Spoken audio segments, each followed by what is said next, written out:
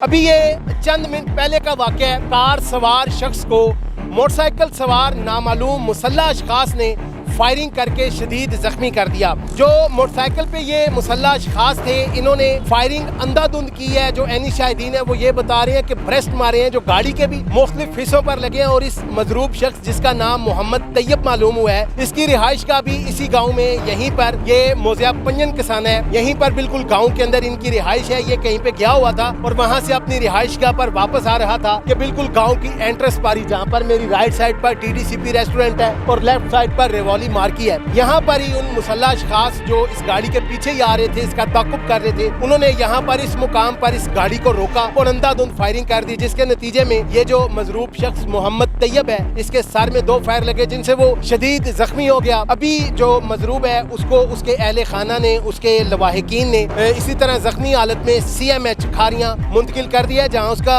इलाज जारी है। लेकिन बताया ये जा रहा है कि वो भी है हयातो मौत की कश्मकश में, अभी हालत उसकी काफी सीरियस है। ये वाकया जैसे ही यहाँ पर वकूअ पज़ीर हुआ, उसके बाद फौरी तौर पर पुलिस थाना सदर खारियां और रेस्क्यू 1122 भी, उसकी टीमें भी यहाँ पर मौका पर पहुंच गई, जिन्होंने इस मजरूब को फर्स्ट एड भी दी और पुलिस जो है इन्होंने अपनी कार्रवाई शुरू कर दी। अब पुलिस अपना हस्बे रिवायत इस पे काम तो कर रही है, कार्रवाई तो कर रही है, लेकिन सवाल ये पैदा होता है क्योंकि इस वकूए से चंद ही मिनट पहले ये थाना सदर लाला मूसा का इलाका चक मुर्तजा और कुल्लेवाल है, उसके बिल्कुल दरमियान एक डकैती का वाकया पेश आता है, जिसमें 2 रिक्शे जिन पर बिस्किट और स्टेशनरी का सामान लोड था, उनके साथ भी मोटरसाइकिल पर वो मुसल्लह अफराद थे, उन्होंने डकैती की वारदात की, सामान उनका छीनकर फरार हो गए। इसी तरह से अगर पूरे जिला गुजरात की ओवरऑल बात की जाए तो ये जो रवां माह गुजर रहा है, कोई एक भी दिन ऐसा खाली नहीं जा रहा जिसमें कोई ना कोई कत्ल का वाकया ना हो, इक़दाम कत्ल का वाकया ना हो या डकैती ना हो। दिन ब दिन जो कत्ल और इक़दाम कत्ल की वारदातें हैं, इनमें बेतहाशा इजाफा होता जा रहा है। ये DPO गुजरात के समेत उनके तैनात करदा जो